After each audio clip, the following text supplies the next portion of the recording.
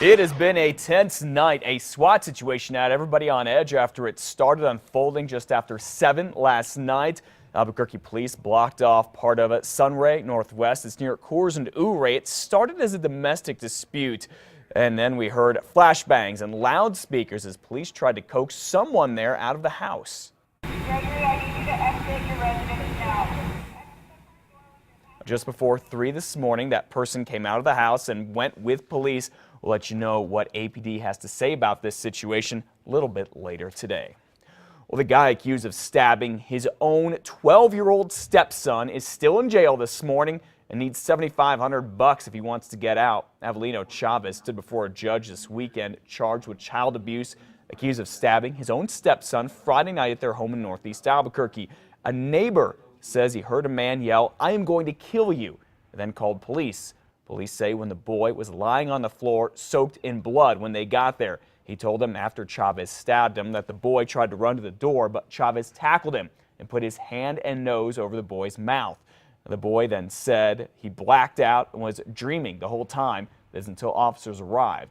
Now on Sunday, a judge learned that this isn't Chavez's first time supposedly. There is history of violence in his record, but like I said, his last arrest was in 2002 for domestic violence, and that was dismissed. We were told the boy was stabbed in the chest and the neck, but should survive. Now, Priscilla Cordova and her son are neighbors and friends with the 12-year-old and his mother. Cordova says her friend had just started a new job on Saturday, which is why she wasn't home. Both Cordova and her son say they knew there were issues with Avelino Chavez. Listen. I mean, I knew he has his issues, but I never thought this would, never, ever in a million years that, I honestly thought that he had actually did something to her. He thinks he's a vampire. What does that mean? Like a real vampire? Yeah, he thinks he's a real vampire. How does he think that? I asked him how old he is, and he says he's like 456 years old. Human blood and stuff. Does he say that like as a joke, or is he serious? No, he's serious. All right, despite those comments, again, that's from some neighbors.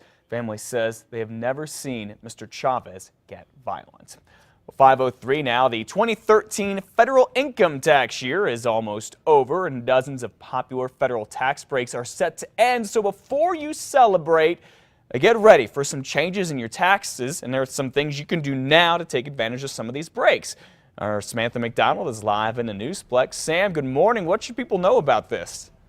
Good morning, Matt. Well, it's important to look at what these changes are, see if they affect you, and know how to plan and budget for those changes. We spoke with a certified public accountant who says there are several tax breaks ending that impact a lot of people, and there are efficient ways to handle them. For example, the end of a bonus 50% deduction on qualified property, such as a company car or equipment. Our expert says you may want to get a new car before the end of the year to get that write-off. Another tax break that's ending is the mortgage insurance premiums deduction. The CBA says if you have a house you're selling and you are asking for profit, that extra money won't be taxable. Also ending is the teacher's deduction for $250 worth of classroom materials. Spend money on materials now, according to Jack Emmons of Precision Accounting. All of these tax breaks are subject to change. I would just advise people to watch the news, watch the changes that Congress is going to make. They love to make changes in February, retroactive till January 1. Congress has announced they will not decide whether or not to extend these tax breaks until the end of January. If they do change the laws, experts say it won't be until at least February. Matt, back to you.